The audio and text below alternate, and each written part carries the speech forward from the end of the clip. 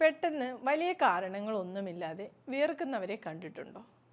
നെഞ്ചുവേദന കാരണം heart attack വന്ന പോലെ പിടയുന്നവരെ, കൈകാലുകൾ അസാധാരണമായി വിറയ്ക്കുന്നവരെ, ശ്വസിക്കാനാവാതെ സംസാരം തൊണ്ടയിൽ കുടുങ്ങി ശ്വാസം മുട്ടുന്നവരെ.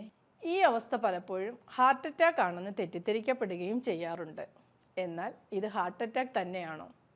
ആവണമെന്നില്ല. പകരം പാനിക് ഡിസോർഡർ എന്ന് പറയപ്പെടുന്ന മെൻ്റൽ ഹെൽത്ത് കണ്ടീഷനിലൂടെയാവാം അവർ കടന്നു പോകുന്നത്. എന്താണ് പാനിക് ഡിസോർഡർ? ലളിതമായി പറഞ്ഞാൽ, ഒരു വ്യക്തിയിൽ പെട്ടെന്നുണ്ടാകുന്ന അതിതീവ്രമായ നെഞ്ചുവേദന, തലവേദന, അതിഭീകരമായ ഭയം, ഉത്കണ്ഠ, അതുമൂലം ആ വ്യക്തി കടന്നു പോകേണ്ടി വരുന്ന മാനസിക അസ്വസ്ഥതകൾ എന്നിവയെല്ലാം ചേർന്നതാണ് പാനിക് ഡിസോർഡർ.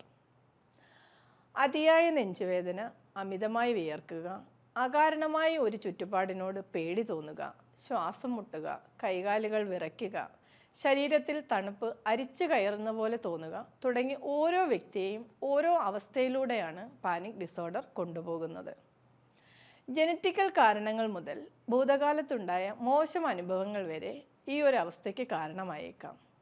പണ്ടെപ്പോഴോ തനിക്ക് നേരിടേണ്ടി വന്ന ട്രോമാറ്റിക് അനുഭവം ഓർമ്മിപ്പിക്കുന്ന സാഹചര്യങ്ങൾ, വ്യക്തികൾ, സ്ഥലങ്ങൾ എന്നിവ പാനിക് ഡിസോർഡറുള്ള ഒരു വ്യക്തിയെ അതേ അനുഭവം ഇനിയും ആവർത്തിക്കും എന്ന ചിന്തയിലേക്ക് എത്തിക്കുകയും അയാൾ ഭയപ്പെടുകയും ആ ചുറ്റുപാടിനോട് അസ്വാഭാവികമായി പെരുമാറുകയും ചെയ്യുന്നു.